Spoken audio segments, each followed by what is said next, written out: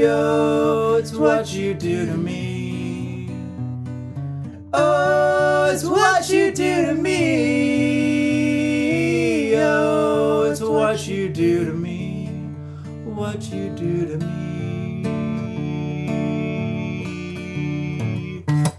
So what you do to me, beer. That's right, and music. Music. Because that's right, it is another episode of American Brews and Tunes. What the schnitzel?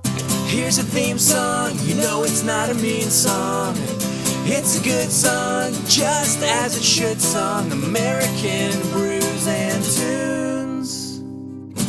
Shibbity beeby dow. Thanks again for joining us for another edition of our one-off episode. That's right, one-off, where we review just one album and try just one beer. But today is a slight change. On both accords.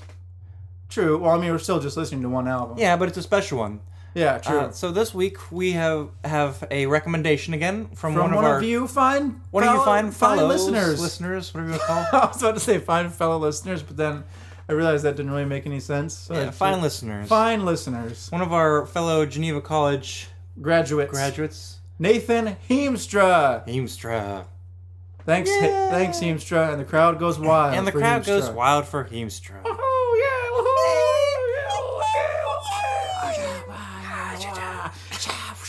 Shh, quiet down, crowd. Yeah, crowd, you're just no more. Yeah, no more, crowd. Stop it. Sorry. You better be sorry. I'm sorry about that. Anyways, Heemstra recommended this pretty interesting album for us to listen to by the band called Cleanup. Yes. And it's their debut and I believe their only full-length album called Sun Life. Sun Life, yes. Yeah. So we'll give our review on that album, but let's go to the beer portion. Yeah, let's talk about the beers real quick. Normally on these one-off episodes we just try one beer, but we figured we'd do something fun. Today. Now, before we say what it is, we are friends with Heemstra on Untappd. And it seems like a lot of the time he's checking in some big stouts. Big, beefy stouts. Big, awesome stouts. Beefy, beautiful stouts. Coffee, chocolate, roasty, malty stouts. Yes. So we're like, you know what? Let's have a stout in honor of Heemstra. Yeah. Yeah. And then we said, why should we just have one stout when we can have one stout with a variation on the same thing? Exactly. So we're technically having two, but it's mostly just one. And that stout is... It's from Blackstone. It's a collaboration between... no, these are both Nashville... Yes. It's a Nashville brewery and a Nashville distillery. The brewery is Blackstone Brewing. The distillery is Meade Bourbon. So they call it the Black Belle. Get it? Black for Blackstone. And Belle for Meade. Yeah. So this is the Black Belle Imperial Stout. And they release it every, fall, winter around time. the same time as Black Friday, right? Yeah. So it's around... Stout season. Let's say stout season. Stout season. And it's obviously, since it's a distillery, a bourbon distillery matching up with a brewery, it's a bourbon barrel aged. It is, yeah. It's infused with cacao nibs, and aged in bourbon barrels. So Blackstone takes the bourbon barrels from Meade Bourbon and ages their stout, Imperial Stout, in the barrels. Yeah, what a great collaboration. So we said we have two different beers, basically. So we got the standard one. The standard normal one. One variation that I just happened to stumble across. So it's the Black Belle Imperial Stout, but it's got coconut. Coconut. Oh, put the coconut in the beer. You're drinking both up. Doesn't really work that well. With the beer and the coconut and drink them both. Shake them all up and drink them. So what we're going to do is, it's a little different than what we normally do. We're going to crack open the regular one, and we're each going to have a part of that. Give our review. We'll review a couple songs, go through the album a little bit, and then we'll try the coconut after that and compare. Yeah, to see how it's changed, how it's different. So it should be kind of interesting, kind of a nice, new, interesting way of starting off the show. So you can say that again. It should be a nice, interesting way to start out the show. You heard it here. You heard it twice. It should be a nice, new, interesting way to start the show. You heard it thrice. You heard it thrice, yeah. And 4 would be too much. Yeah. Thrice. I don't know. Since we don't know how to say it, we won't do it. But so regardless, let's crack this beverage. Let's crack this baby open and then give it a shot. Yeah. Oh, that didn't really make much noise, but that's all right. So here you go. Why don't you pour it into your glass first, and then I'll I'll pour into mine next. In pouring this, it's as black as the night, just as I suspected. Yeah, it's coming out a real nice color. Oh, this smells really good already. It's really dark, as per expected. It's as black as the night. It's an imperial stout, and I believe this clocks in. I can't remember what the percentage is. Do you remember? Let me see if the bottle says. The bottle doesn't say. I looked it up. It's got to be over 10%, right? It's probably about 10%, let's say. But I'm looking it up on Untapped, our favorite app right now. Untapped, the best beer app in the world. Oh, here's a break from a message from our announcer. Are you guys looking for a great app to check in beer and see what your friends check in?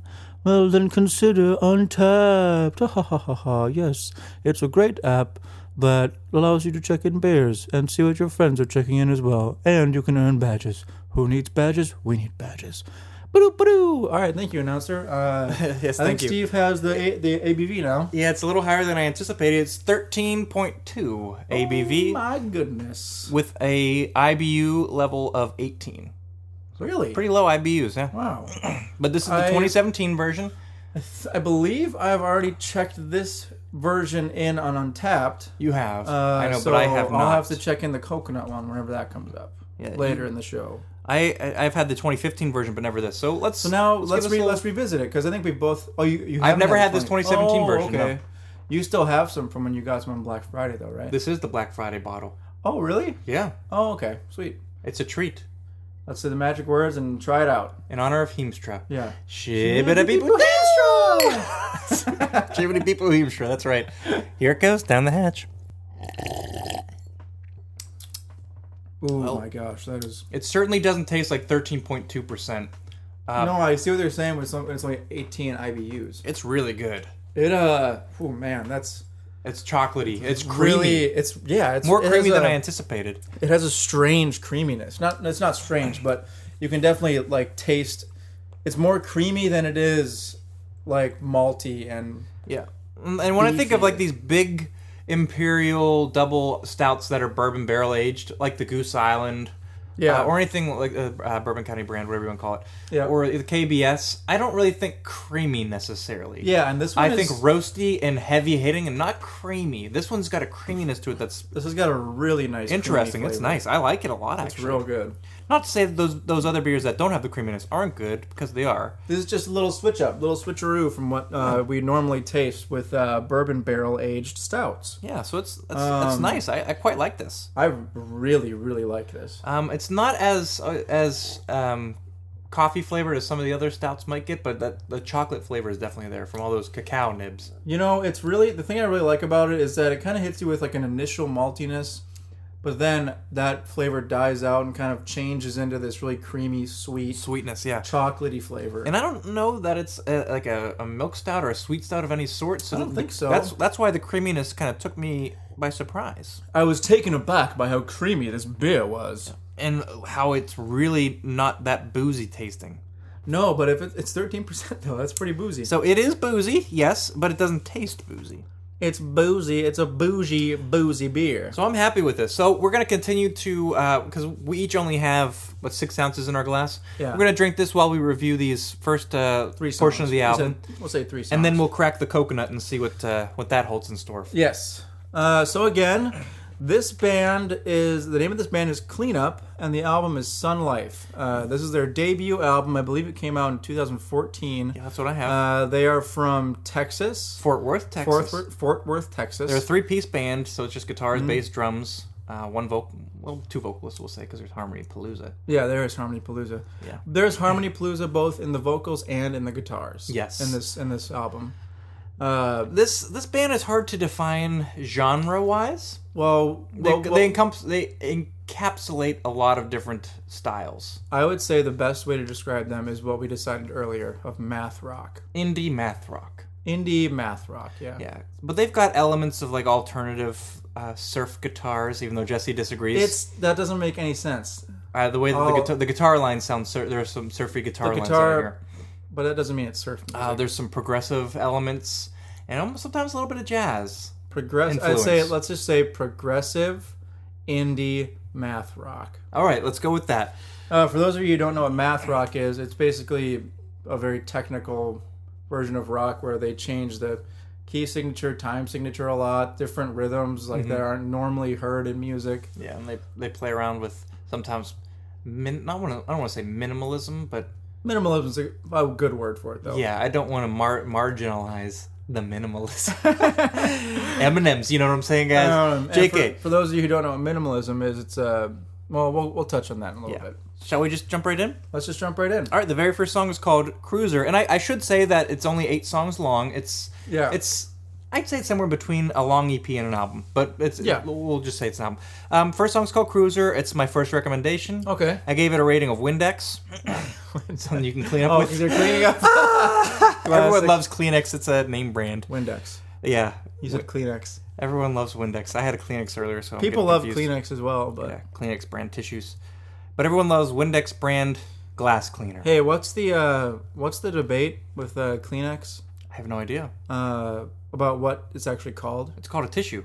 Right, but yeah, so it's actually called tissue. Yeah, the brand is called Kleenex. The brand is Kleenex, but a lot of people will just say, I need to go to the store to pick up some Kleenex. Yeah. And then they'll come home with puffs or something like that. It's just, for some reason, I don't know why, but that's the name brand of Kleenex is now associated with the actual product itself. Yeah, it's a very... Kind of like Xerox. Like, I'm going to Xerox this, even if you're not using a Xerox machine. Right. Instead of using the word copy. It's just, for some catch-all reason... term that people incorrectly use. Yeah, but it's good for the brand Kleenex, I guess. I don't know. Yeah, I suppose so. Anyways, Cruiser, it's my first recommendation. I gave it 4 out of 5. I did not recommend it. I thought it was a fun-sounding, great way to start off the album. I think so, too. They get right into...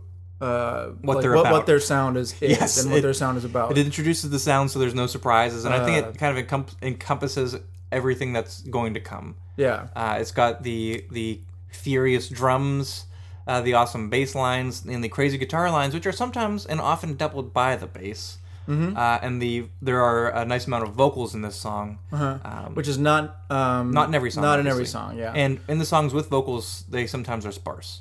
Yep. So I'll just touch on the guitar tone right now.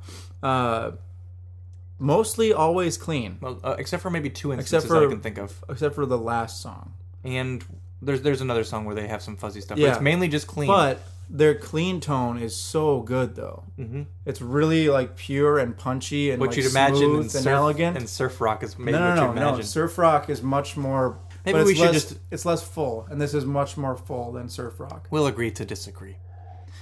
Anyways... I'll fight you to the death on this. It's not surf rock. It's not worth fighting to the death. There's not much that's worth fighting to the death, actually. That's a good point. Except for life. Because I'm going to fight till I die. Yeah. In life. I guess. Anyways, like I said, sunny harmonies are all up in this. Sunny harmonies? Yeah. I like the sunny sounding harmonies. Oh, okay. Not really Beach Boys-esque, but maybe a little bit. Not really. Not in the way that it's like 3-part harmonies, but like the sound almost makes me think a little bit. But this song's really easy to get into almost like immediately. It struck me pretty early on my list. Sure. But that last like 30 seconds of the song is a jam. Yeah. Where it's like he's doing these really cool drum hits on the ride cymbal. It sounds really cool, and it's really heavy hitting and awesome. I agree. On to song number 2. Yeah. It's called Save the Claras. Save the Claras, everybody. I gave this a rating of Duster. Very Duster. Useful and good, you know. I gave it 4 to 5. It's got an interesting What does that mean, start. duster? You know, you dust things with Are you just talking about like a Swiffer duster? like those a feather duster, maybe? Feather Or duster? it can be any kind of duster. Don't feather dusters just spread the dust around? Sometimes. Whenever I was younger, I'd always have to dust things with like old T-shirts. I use T-shirts and some type of dust spray.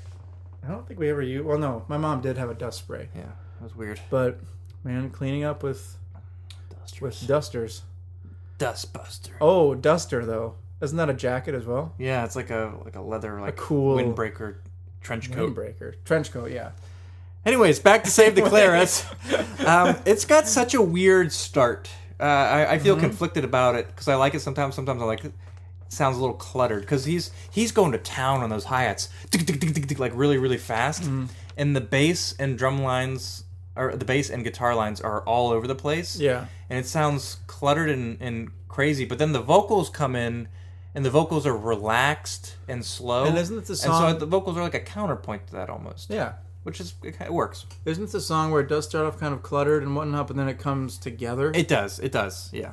And then a little bit through the song, because this song is shorter. I think it's only like almost 3 minutes long. Yeah. Well, there's not really that much in the way of long songs on this I album. think the longest one is like 4.5 minutes, maybe. Yeah. But there's this really nice flowing guitar part, Mm-hmm. like 2 minutes into the song, and that's my favorite part in this song. That's mostly like what I'm gonna be saying about these songs is like guitar part. is the guitar parts, Yeah. like and the bass parts and the drums as well. This is a very musically centered band. That's the wrong term. A very instrumental band, not vocally driven hardly at all. No, the vocals are in the songs, but they're sparse, and they focus on the actual instrumental parts more than the Yeah, vocal melodies. Like Which if you- is- like most of the songs, the melody comes from the music, and the music has Yeah. multiple unique parts to each. Like there's sections in the music, and it goes all over the place. You can have a song without any vocals, and it takes you to a lot of different places. yeah, and that's one thing that normally maybe we wouldn't like as much is just instrumental music. Yeah. The past albums have all been very vocally driven. And whenever there's an instrumental song, I was like, I was like, why would you have an instrumental song on a 10 track album? Blah blah blah blah blah. and just a heads up, there are 3 instrumental tracks on this 8-track album, so we'll Yeah. get we'll see what I think about them when we get there. But I honestly like I could get used to listening to this. Yeah, well, the way they do it is It's very good. very cool. Anyway, Moving on to track number three. number 3. This song is called Gray Lion. It's my second recommendation. It's my first recommendation. and perhaps my favorite song on the album. Perhaps for me too. I gave it a rating of scrubbing bubbles.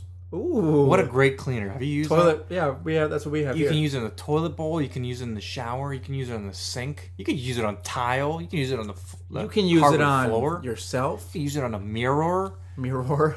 You wouldn't want to use it on yourself. That would be weird. But you shake up that canister, And spray then- it, let it foam. And then you listen to it. You hear it scrubbing. You Yeah, hear the true. bubbles You- scrub. Yeah, you hear those bubbles working. It's just a great cleaner. This is exactly what it sounds like. Anyways, back to Gray Lion. Most of the songs on this album will have instrumental parts that, like, certain parts that I don't really care for, and then parts that I really enjoy. This song, though, I think I enjoy every part throughout the entire Yeah, song. same here. That's why I think it's my favorite. And it's got those arpeggios at the beginning that are really nice. The vocals probably only last for the first third of the song. Yeah. But once they go away, it's a jam, and it sounds yeah. so cool. And the guitar, I'm just going to touch on this guitar part real quick. Okay. It starts to come in with the repetitive guitar part, so you hear him doing this thing, and then he puts on this like either a delay or a reverb, and then he goes into the guitar solo. It's just really really cool sounding. For sure. That kind of plays into what I was about to say. Yeah. That there are so many great dynamic shifts in this In this song, yeah, Yeah. big time. Going from like full band, flowing guitar lines and melody lines together, then going down all the way down to like just the bass, slight drums, and like one guitar line. And There's it's one just- part when it's- the drums cut out entirely, almost not entirely, but they cut out quite a bit, and then when they come back in, he's doing the hi-hats on this upstroke, so it almost sounds like Yeah. a disco, like Yeah. that. It's And kind out of- left field, like, whoa, that's kind of cool. I think that part you're talking about is what I said. Cool. It's a cool quote unquote breakdown.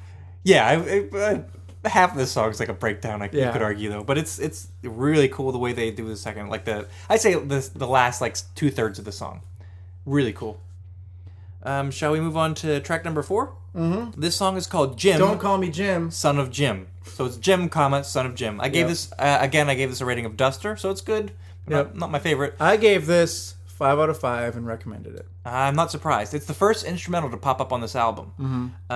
And it's got this guitar part that repeats and probably lasts the entirety of the song. This is where the minimalism comes in. The Steve Reich. Steve Reich is a minimalist, but like Philip Glass is a minimalist. Yeah. So it lays down this guitar line, Use some Windex on Philip Glass. and the guitar line's like a bass. And it goes throughout the entire song, but all Bass these as in BASE. Yes, not it's BASS. the ground bass, Yeah. the bass plate for this song. upon the which, structure. How about the structure? Yeah, the structure upon which this whole song is built on. And so guitar parts come in, bass parts come in and build upon it, maybe some percussive elements, but then they have some brass instruments that some come horns. in. Yeah, I I don't know if surprised. it's horns or if it's like a keyboard. Because they do. It sounds like there's some type of effect on the horns. It might be a keyboard playing it, but regardless of what's actually playing it, it's horns. It's still horns, some type of horn sound. And it threw me off when I heard that at first. I was like, what? It fits in the song, but it's like I didn't expect that at all. I wrote that I picture like if they could just like have that same loop going on for hours and hours, I would listen to it. I would get bored. Because But you and I are different in that respect. as I've mentioned in previous episodes, I listened to dubstep before it was cool, so I guess you could call me a hipster. But I listened to dubstep in high school, and this is how dubstep was quite a bit. You're just OG dubstep. It's good. Or you could call it dubstep or house music or whatever else Or you dub want. music or house step. House step. JK. Whatever you want to call it. But like the moment I heard this song, that first guitar part that repeats over and over again for the whole song really drew me in because I was like, dang, like this is really nice. I almost actually recommended this song. Really? But then after listening to the album a bunch of times, I grew to like some other ones better. After my first couple listens, though, this was what I initially wanted to recommend. Okay, but I guess what I'm saying is that this brings back memories of like going to dubstep shows in high school. Yeah. And it, again, if they could just like stretch that song out for like 30 minutes, I would listen to the whole thing like while just like relaxing and closing my eyes and just be able to relax listening to it. So that's why I recommended it, because it brings me back. Brings me way back. It brings you back. Yeah. It brings me back. Yeah. To those dubstep days. Yeah. Anyways. Yeah. Back when dubstep wasn't just Skrillex and whoever else. We have reached the midpoint of the album, and we have finished our standard Black Belle. Which final thoughts on it? Fantastic. I thought it was really absolutely amazing. I will probably get it again next year, in all honesty. Yeah, same here. No reason not next to. year, this year. Well, yes, 2018. 2018. But now we're going to crack the coconut version of Black Right. Belle. I'm kind of excited to see how different it is. Me too. I think we put it in the right order so that maybe we'll pick the coconut up. Yeah. It wouldn't have made any sense to have the coconut first. Yeah, you're right. Well, we have got this beer poured into each of our glasses. Each of our respective glasses. What say you that we give this a try? Yeah. Let's You see. know what? I think. Let's see what the coconut. Let's see if the coconut version brings something new to the proverbial table. Yes, we will see. So we're gonna do the one magic. Let's phrase do our for- one-off cheer. One-off for this the one-off episode. episode. Yeah. Shibbity Boo Heemstra! Oh gosh. Ooh, I tasted. Yep. Yep. The coconut is 100% there. It's very slight, but It's not. there. It's not at first, and at first I Ooh, tasted there the you go. sweetness, and I was like, Okay. "There's no coconut." And then all at once, I'm the getting it coconut now. came in like a flood. Yep, I'm getting it now. Not like a lot. Not like a almond joy. No. Not that much coconut, but I mean, like coconut, like baked coconut shavings on a dessert. good point. That's what it's like. If you were to like bite into, okay, say you get like a little piece of chocolate, a little piece of dark chocolate, Yes. and then you buy coconut shavings that are already pre-sweetened, and you just take a couple of coconut shavings and put them on that small piece of dark chocolate, and then eat that. That's Yeah. what it tastes like. Okay. It's real good. It's super darn tasty. How would you say this compares to the first one? Like, what do you like better? I think like, I might I like this one better. I really enjoy the first one a lot, but I think it's fun to have the coconut, and I think I really enjoy that. Well, I think that's comparing apples and apples. Because, like, okay, it's comparing apples and apples if you literally got the same apple, the same exact apple, and you enjoy them both. Okay. Do you know what I mean? Do you know what I'm trying to say? It's like It's if you're like- comparing an apple and then an apple with coconut shavings on top. That's what I view it as. No, it's like, it's like, well, it's pretty good. I liked that apple a lot. Oh, I also like this apple really good, but it tastes slightly different. But it's still good, though. I think I like having the coconut better than not having the coconut. I'll say that. It's I guess, it's a nice okay, touch. here it is. It all depends on how much you like coconut. Yeah. If you like coconut, you'll love this. If you don't like coconut, you'll probably still like it because it's not too strong of a coconut. I know some people don't like coconut because they don't like the texture of like actual physical coconut. Right. You don't have to worry about that here. I like the flavor of coconut. I like the flavor A and the lot. texture. Have you ever had raw coconut though? You ever tasted that? Yes. It's weird. It's very, very weird. When I was younger, we bought a coconut specifically to try to make the Monty Python. Coconuts, the horse sound. It took us a while to crack that baby open, and then we had to. It's hard to get it in half. You have to saw it almost. We used like a screwdriver and a hammer. Yeah. To do that, but then we had to do that. But it was pretty darn good though. Well, actually, it was fun. It wasn't good. Because we had to. We tasted the juice too, which was kind of weird. Which was really weird. I didn't like it. Well, not juice. It's what is it? Milk. Coconut milk. Yeah. Is what it's called. No, it's coconut water. Coconut water. Coconut milk is the same as like coconut almond milk, where you boil off the. Oh, the meat. right. Yeah, when I had a coconut for the first time, I wasn't that thoroughly impressed until we actually like shaved the coconut and baked it. That's when it made a big difference. Right. That's when it probably tasted a little bit better. Shall we go back to the album? Yes, let's start talking. Stop talking about coconuts.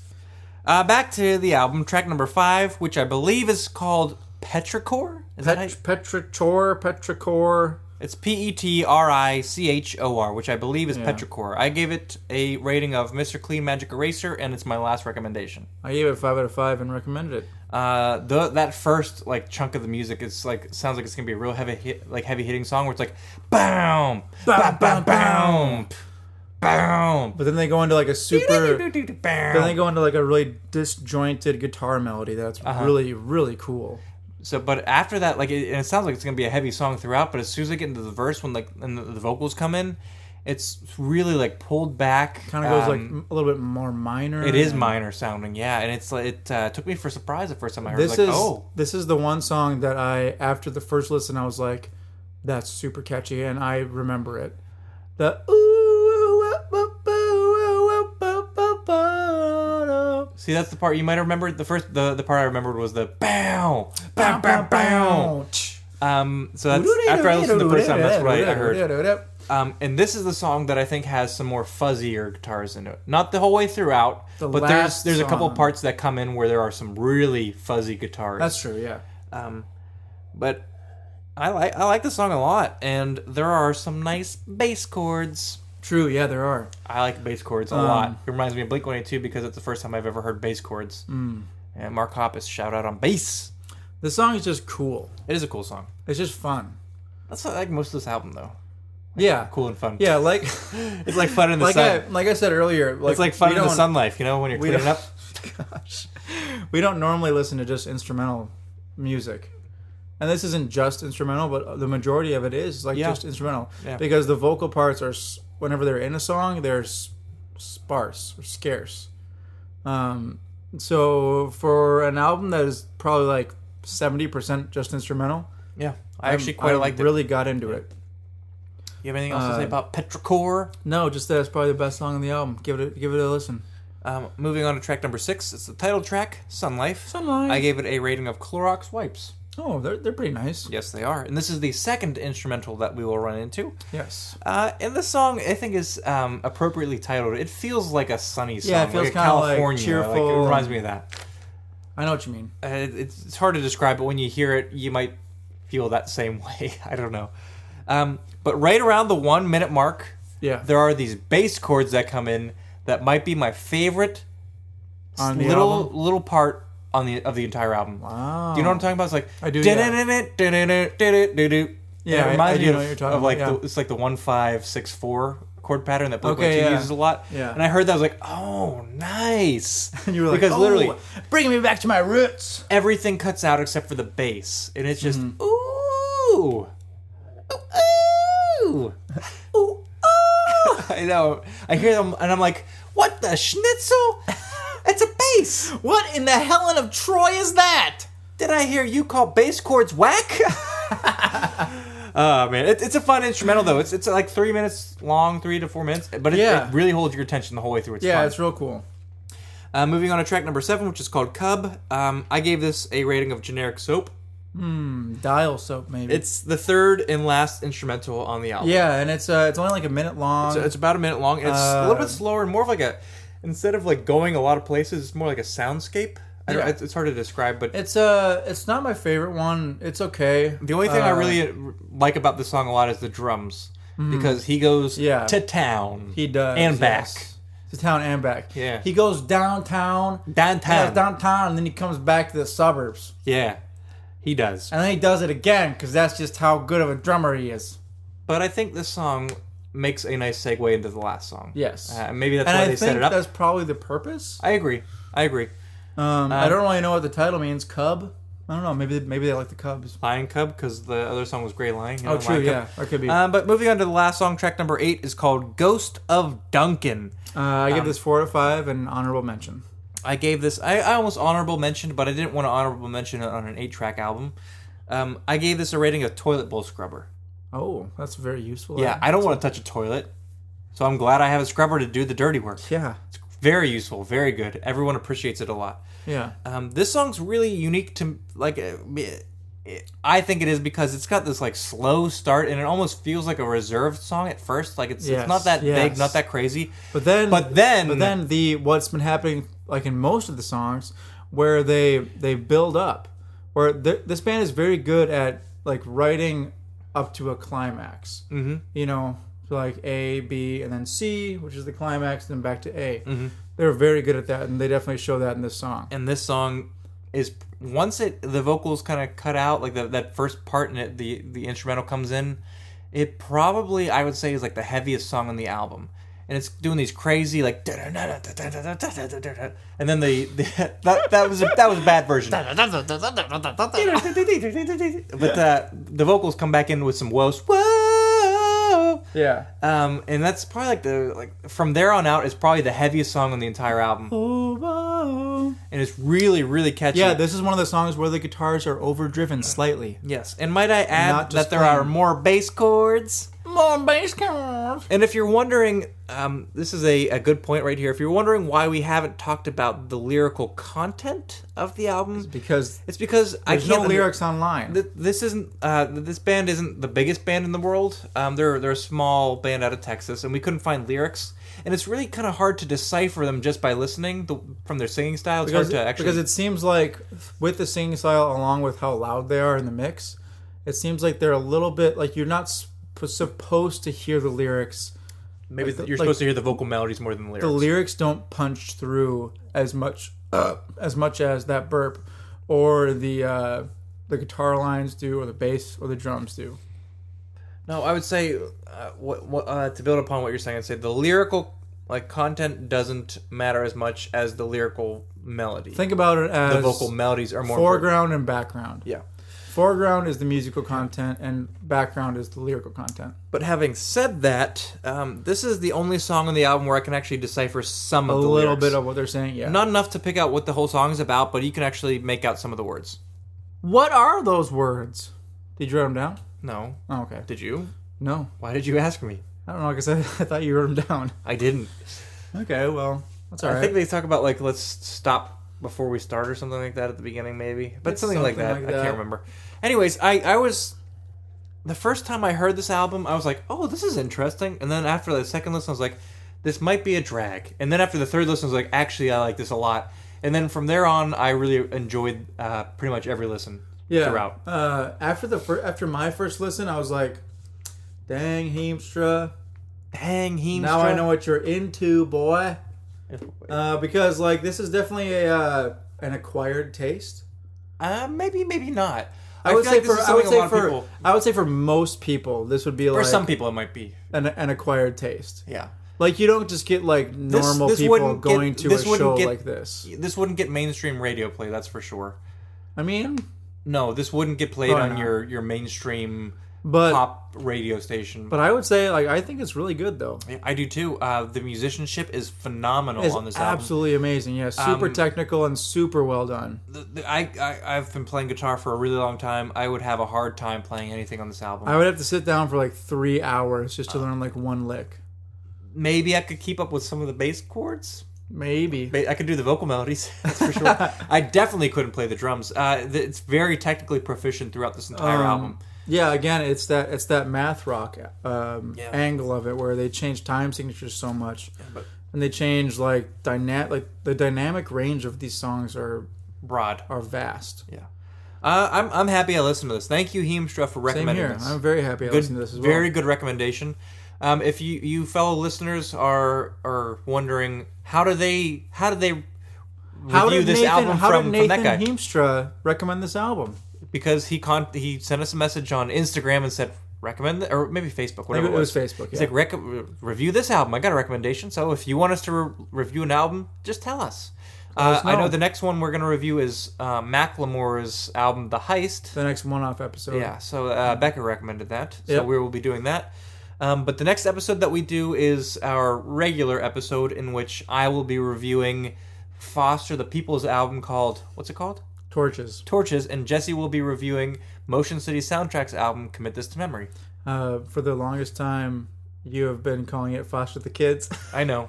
Foster the kids. Foster the imaginary kids. Foster the kids. Foster the people. Foster's House for Imaginary Kids. Oh my goodness. I'm excited for that episode. I am too. I don't know if you've listened to my Motion City Soundtrack that much, but they are a Minnesota band. Yes, they are. They're from Minneapolis, right? I believe so. So they should strike a place in your heart. They will. I'm sure they will. Also, Mark Hoppus produced that album. It's the first album he ever produced. Wow. So there you go. Wow. That's pretty awesome. So let's say anything else to say about this beer? Man, oh man, it is good. I don't think I mentioned it 100% on the first one, but it does have a little. It's not the strongest bourbon flavor I've had on a bourbon barrel aged one. Yeah, you can tell it's there. Just though. very, very slight. Yes, it's not like, but it's just enough to give it that little extra note that makes this beer really good. Yes. So I just wanted to touch on that, but I thought this was a great beer. Both here. of them were great. I'm very happy I do like the with coconut a little bit better because I like coconut a lot. Same. But if you're ever in Nashville, check out Blackstone Brewing. Check out Meade Bourbon. Both great local businesses, whatever you want to call them. Local brewery, distillery. So check them out. If you happen to find the Black Belle Stout, give that a shot for sure. And of course, if you're listening to this and want to check out some type of math rock, indie, surf rock fusion, check out the album Sun Life by Cleanup. Yeah, it was definitely worth the listen. Because I promise you, if Heemstra didn't recommend it, I would have never heard of this band. Yes, same here. Yeah. Heemstra, send us a message. Tell us how you found this band. I'm actually really curious. At first I was like, this is not a very big band. Heemstra must be in it. Heemstra, or he must know this is his band. He must be singing harmonies. That's what I thought, because Heemstra was in choir with us. Yeah, he's a good singer. But he was a tenor, I believe. Oh, yeah. We were not tenors. We were quote unquote baritones. Yeah, I couldn't. We were baritones, but I couldn't hit the top of the range we were supposed to hit, and I could not hit the bottom of the range. And we couldn't hit the bass too. I could hit the middle range a little bit. That's exactly what baritone is. And I sang quiet enough so that it didn't matter. And on the table blessing, I did a Picardy third, and Dr. Bob only heard one. Our choir director, Dr. Bob, this song is supposed to end on a minor chord. Yeah. But I would make it a major chord every single time. Always sing the major third every single time. And only once our choir director, Dr. Bob, heard it, and he was furious. He was real mad. He didn't know who did it, but he knew it was in our direction. He looked over there. He's like, who did that major third? And I looked around. I was like, yeah, who did that? It was so funny. Oh man, I remember that specifically. I was like, oh crap, he heard. Anyways, shall we finish our beer and sign off for the week? Yes. Let us. Shibbity Heemstra! Once again, my name is Stephen Johnston. And my name is Jesse Titus. And thanks again for joining us for another one-off episode. A fun-off episode of American Brews and Tunes. Cheers! Here's a theme song, you know it's not a mean song. It's a good song, just as it should song. American Brews and Tunes. Shibbity baby da.